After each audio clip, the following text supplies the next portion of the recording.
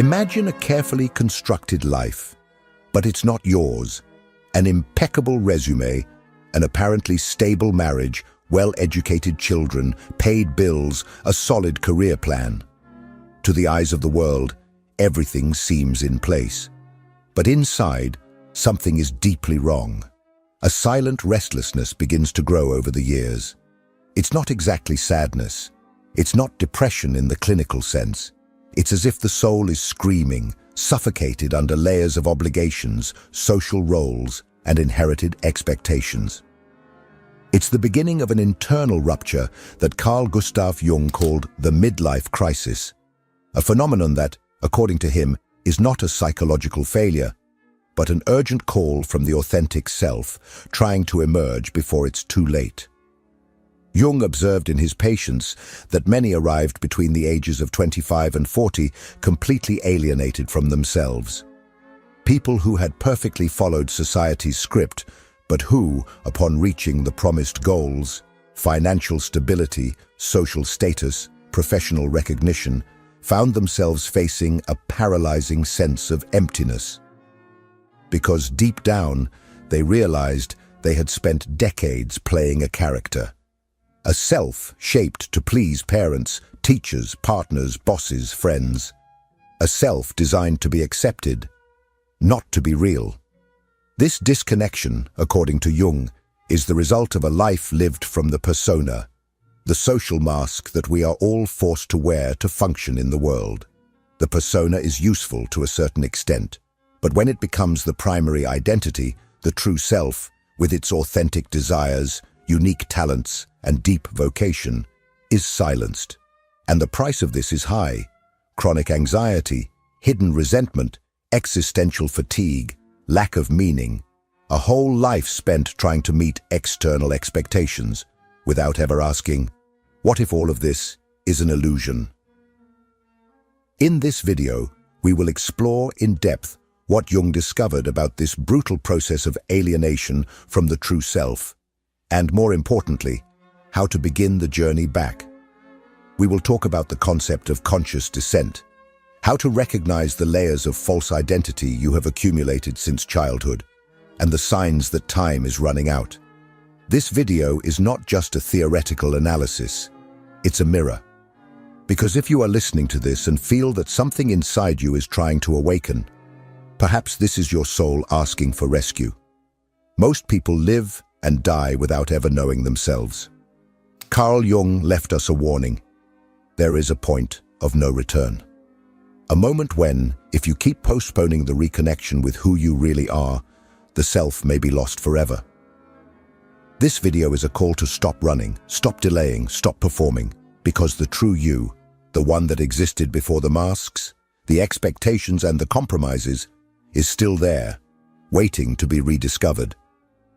But it won't wait forever.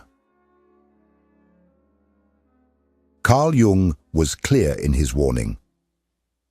The persona is not what you truly are, but what you show to the world, a compromise between the individual and society.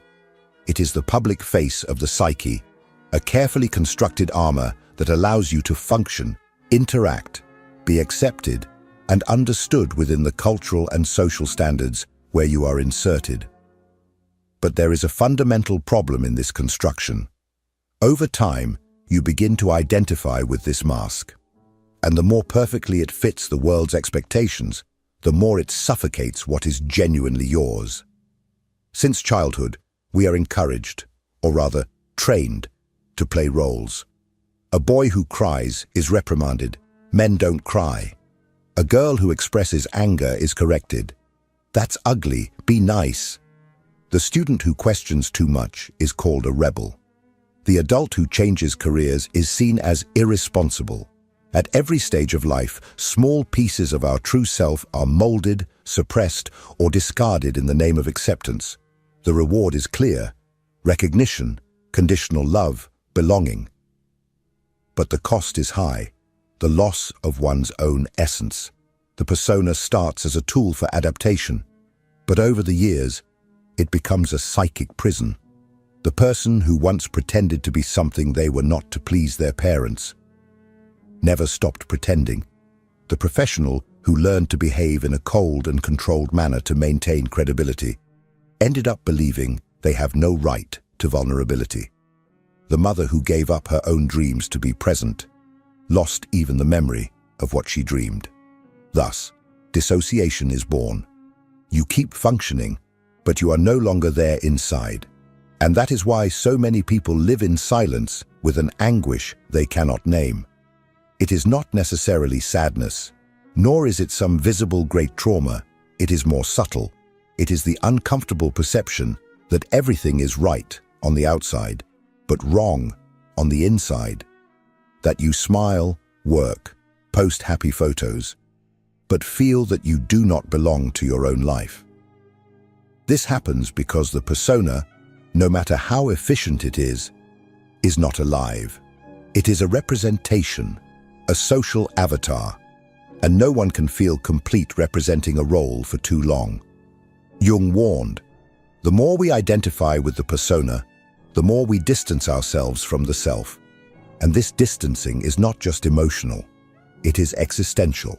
The feeling of emptiness, of boredom, of something missing, even when everything seems to be in place, is the self trying to manifest.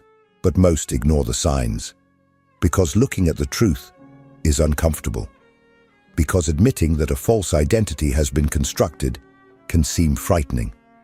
After all, if I am not this persona that everyone sees, who am I, really? This is the question that begins to corrode from within, and the more you try to silence it with work, distractions, consumption, social media, or future promises, the more it returns, louder, more urgent, more painful.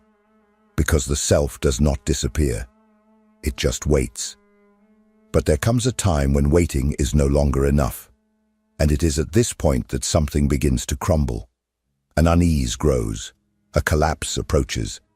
Because behind the mask you call I, there is a real person who is trying to emerge.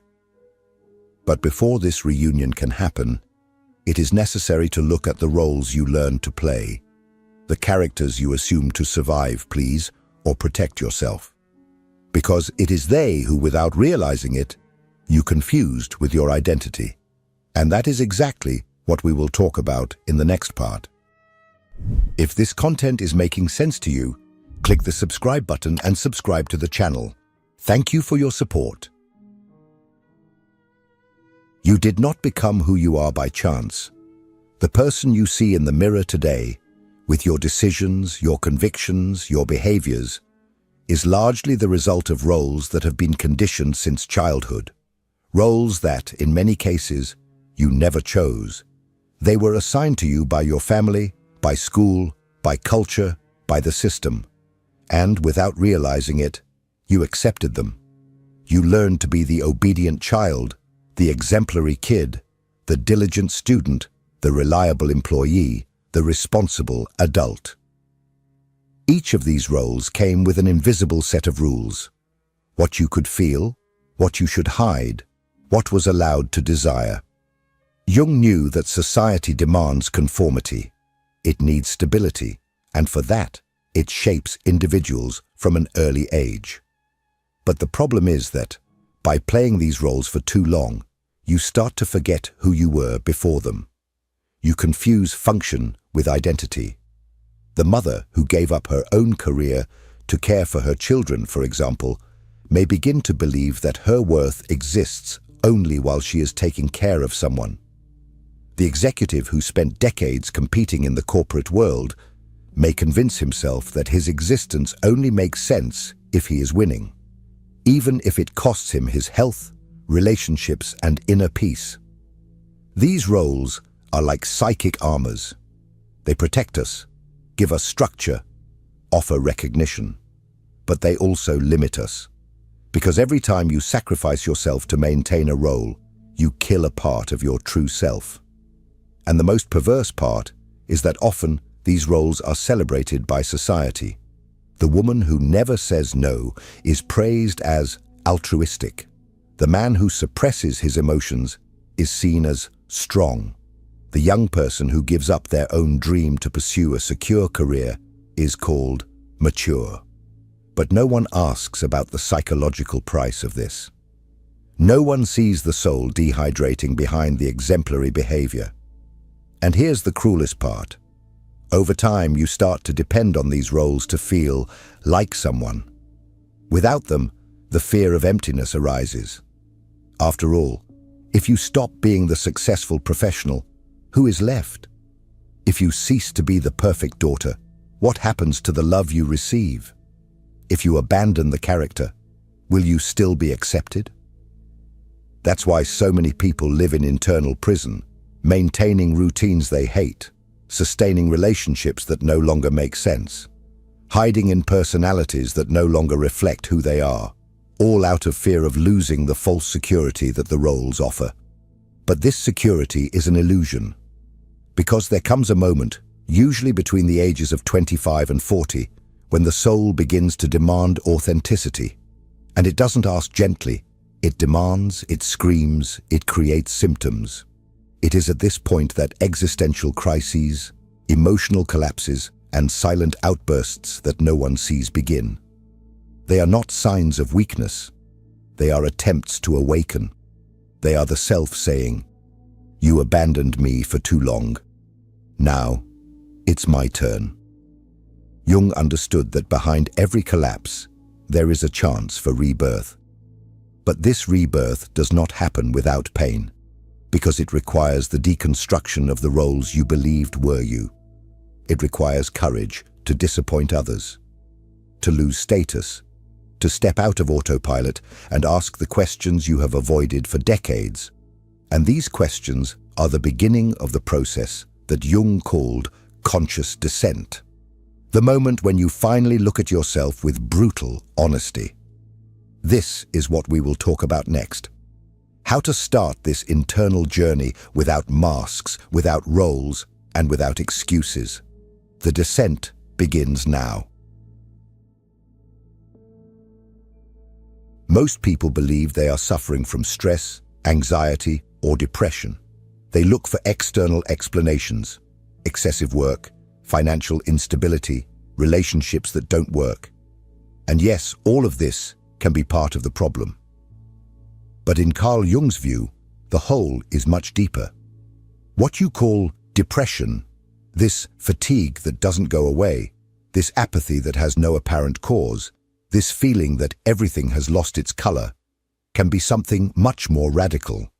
The soul trying to wake you up before it's too late. Jung saw the so-called existential crisis as an internal rebellion, not a failure of the nervous system, but a symbolic message, a collapse constructed by the self to force you to stop. Because you have strayed too far from who you are. You have betrayed yourself for so long that you have become a stranger to yourself. And now, the emotional, spiritual, and psychic system is collapsing because it can no longer pretend. Think about it. You are tired, even while sleeping. Sad, even with reasons to be well. Irritated, even without knowing what for. You look at your life and feel you are in a place you shouldn't be. And the scariest part, you don't know where you should be. You only know it's not there. That is the crisis, the muffled scream of the soul. It's the self saying, "This life is not mine. This routine, this job, this identity is not me." But most ignore the call. They take medication, seek distractions, change the scenery, move to a new city, change partners, change jobs. And for a while it works. But then the emptiness returns. Because the problem is not outside, it's inside.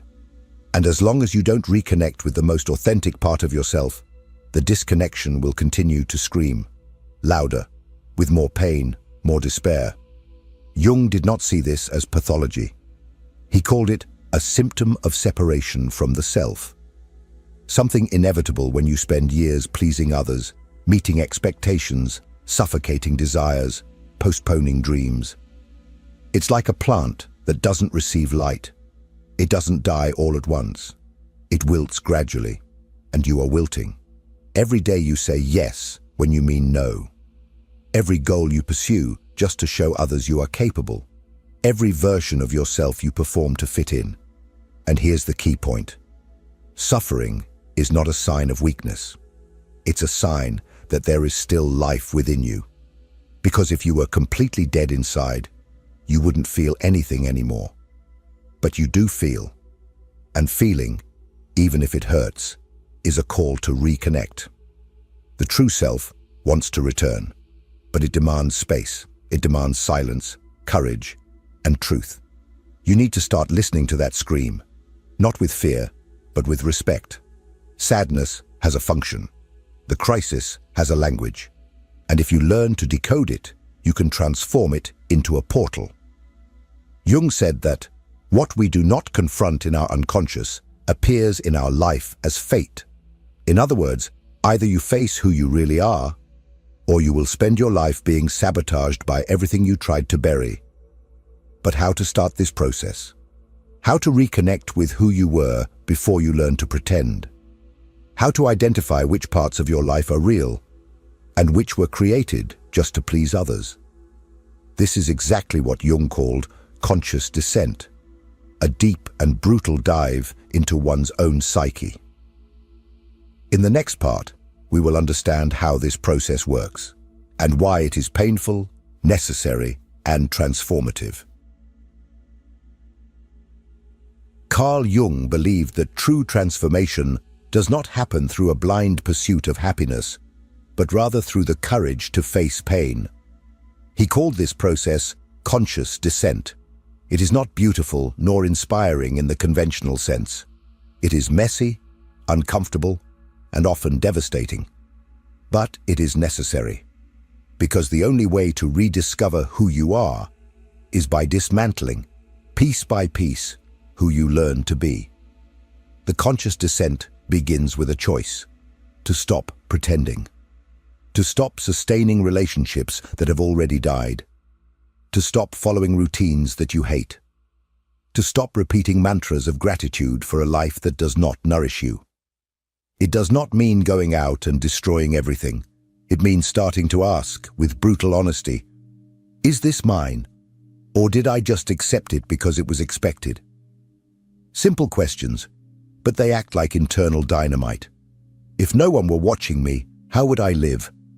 What parts of my life do I maintain just to please others? What have I left behind because I was told it was impractical, immature, or risky? Who was I before I started to feel ashamed of myself? These questions are not just philosophical. They are surgical. They cut deep into the structures you built to survive. Because most people do not live. They survive. They work in jobs they cannot stand, maintain lukewarm relationships, anesthetize themselves with distractions, all to avoid the discomfort of looking inward and discovering that the life they are leading was inherited, not chosen.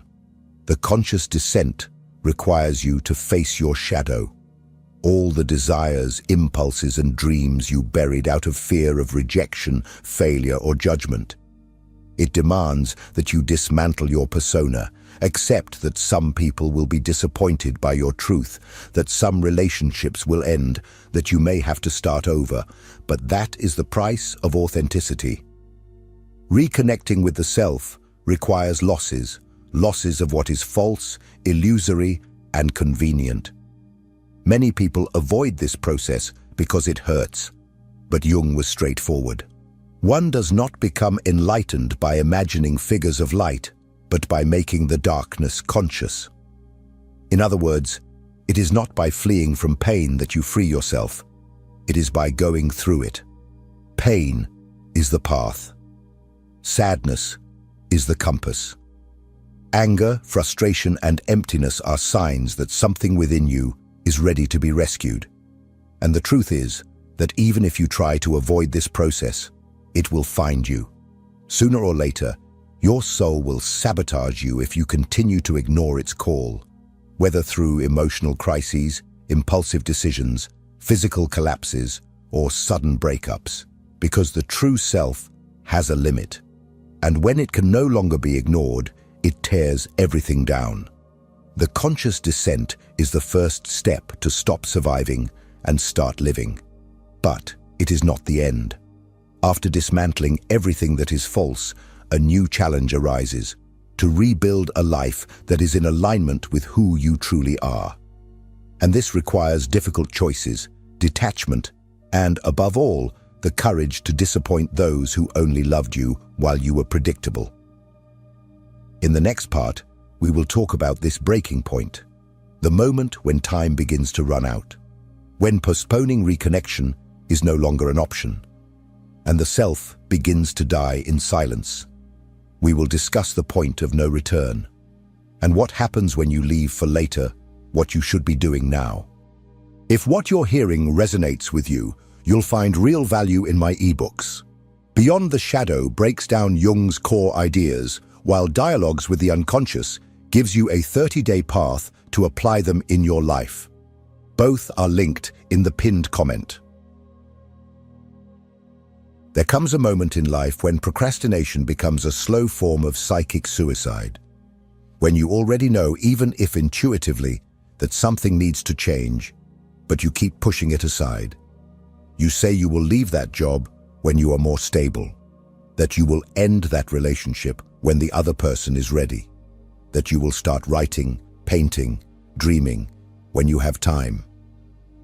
You come up with sophisticated, rational, adult excuses.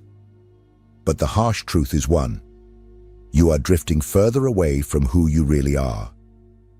Carl Jung warned that there is a point of no return, a moment when, if reconnection with the self does not happen, you may spend the rest of your life as a stranger in your own skin.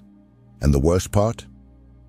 Most people don't even realize when that moment has arrived, because it doesn't come with an alarm. It comes with conformity, with that feeling of, this is just how it is, with the normalization of boredom, emptiness, and mediocrity disguised as maturity. You start to accept less from life. You begin to convince yourself that your dreams were childish, that happiness is an idealized concept, that authenticity is a luxury few can afford. And this is how the self begins to die. Not with a shout, but with silence. A silence where, inside, you have already given up. You just haven't told anyone yet. But the self doesn't die all at once. It gives signs. Small acts of rebellion, an annoyance with routine, an outburst of anger seemingly without reason, a desire to disappear, to start over from scratch, to flee to anywhere you can simply be yourself. These impulses are not weaknesses. They are your last alerts. And if you keep ignoring them, the soul closes off. What remains is a functioning body, but not a living one. A face that smiles, but does not feel. A life where everything seems okay. And for that reason, it is unbearable. The good news is that as long as there is discomfort, there is still life. There is still time, but not forever. So what to do practically to prevent this erasure of the self? How to start reconnecting before it's too late? Here are 3 initial movements, simple yet profoundly transformative. Recover something that was yours. Remember what you used to do before you started to mold yourself. What activities made you lose track of time? What kind of things made you feel alive, even if useless? It could be writing, drawing, dancing, studying philosophy, walking alone while listening to music.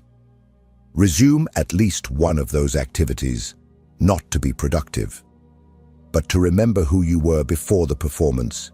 Start telling small truths. Reconnection with the self necessarily involves authenticity. This doesn't mean breaking away from everything and everyone. But start by saying what you really think, even in small doses. Say no when it's no. Say, I don't know when you don't know. Say, this no longer makes sense to me when it's true. Each truth spoken strengthens your internal connection. Practice conscious disappointment. You will need to disappoint people. People who only love you when you behave as they expect. People who have gotten used to your domesticated version. And that's okay. Disappointing others is often the price of not being disappointed with yourself forever. Real life begins when you stop fitting in. When you accept that the true self is, yes, uncomfortable, unpredictable, and for that reason, alive. And the question remains, will you have the courage to make this choice now, while there is still time? Or will you wait another 10 years, when perhaps what remains of you is just exhaustion? In the next part, we will talk about how this reconstruction happens, because destroying false identities is just the beginning. The real challenge comes afterward, building a life that is in total alignment with your values, your essence, and your truth. It's time to understand what it means in practice to live as the authentic self. After everything crumbles, the false identities, the imposed roles, the inherited goals, a vacant ground remains. Scary, silent, but finally true. And that's where the real work begins. Because destroying what you are not is just the first step.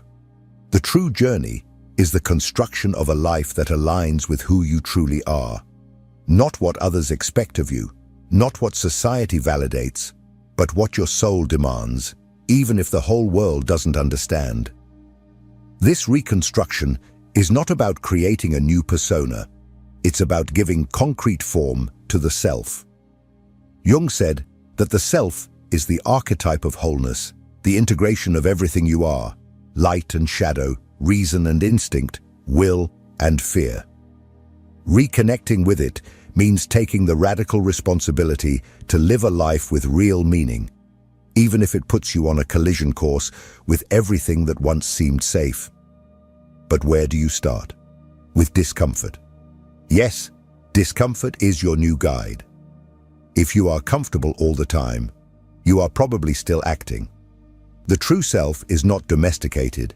It has opinions, it has desires, it has wants that do not ask for permission to exist. And when you start to listen to it, conflicts inevitably arise. With family, with friends, with the work environment, and most importantly, with the previous version of yourself. But these conflicts are signs of progress. Because now, finally, you are alive. You are pulsing inside. You may feel fear, yes, but you also feel excitement. You may feel doubt, but you also feel power. There is a different vibration when you start to live as who you are, and not as who you were trained to be. In practice, living from the self means conscious choices. Choosing activities that nourish your soul, not just your resume. Establishing relationships where you can be whole, not just useful. Making decisions that lead you toward what makes sense, even if you don't yet know exactly where it will lead. Defending your inner space, even when the outside world demands performance. This is where many people give up. Because the path of the self is lonely at first. There is no script, no guarantee, no validation. But there is truth.